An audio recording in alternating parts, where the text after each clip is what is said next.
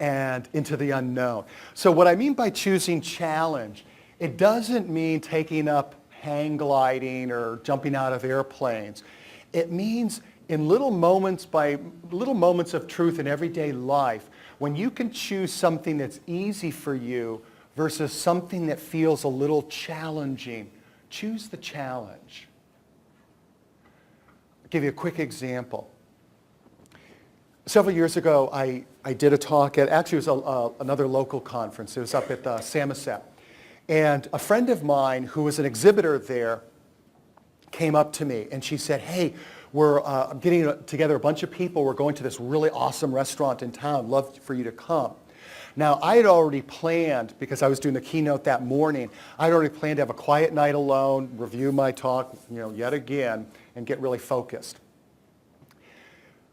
So I'm thinking about this option, and I'm really wanting to have the night alone, but I'm thinking, well, this might be a good thing. But then I started thinking about a big group, like 10 or 12 people, probably nobody there I know. Now, even though I do this for a living, I'm basically an introvert, okay? Those of you who are introverts, or those of you who just don't like small talk, what do you think about the idea of being stuck for hours with many people you don't know coming up with conversation? Choose a root canal over that, right? So I'm thinking, oh, thanks, great, okay. No, I don't think so. But then as I thought about it, it's like, wait a minute. The only way for you to feel more comfortable in the world is to step outside your comfort zone, so go for it. But then the other part of me is thinking, like, what about if it's like really boring? I don't like chit-chat. Like, no, this is good for you. And I started to become like Gollum in Lord of the Ring, like, nasty hobbitses, good hobbitses, nasty. It's like going back and forth. And then she comes up an hour or two later. She goes, hey, just want to let you know, we rented a courtesy van, so you can drink if you want. What are you thinking if you're in my situation?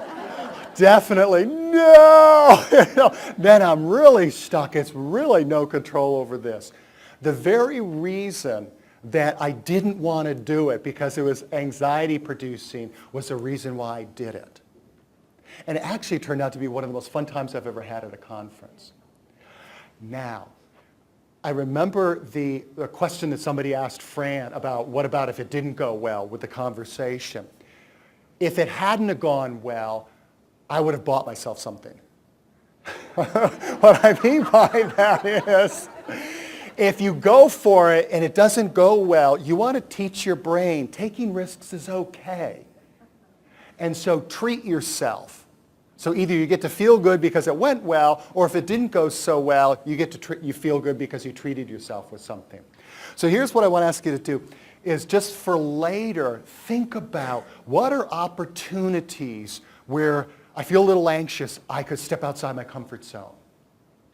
And maybe even today at this conference, maybe striking up a conversation here with somebody that looks kind of like a cool person, and you'd like to meet them, and usually you hang back and wait for people to introduce themselves for you. So this is such an awesome group, as you can tell.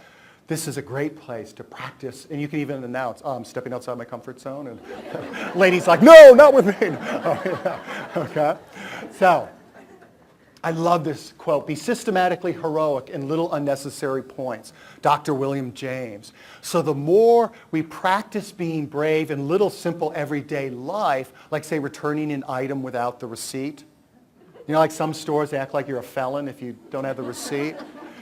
And you're more like, it's not worth it. Just the fact that you feel a little anxious, something like that. Practicing being systematically heroic. It takes practice.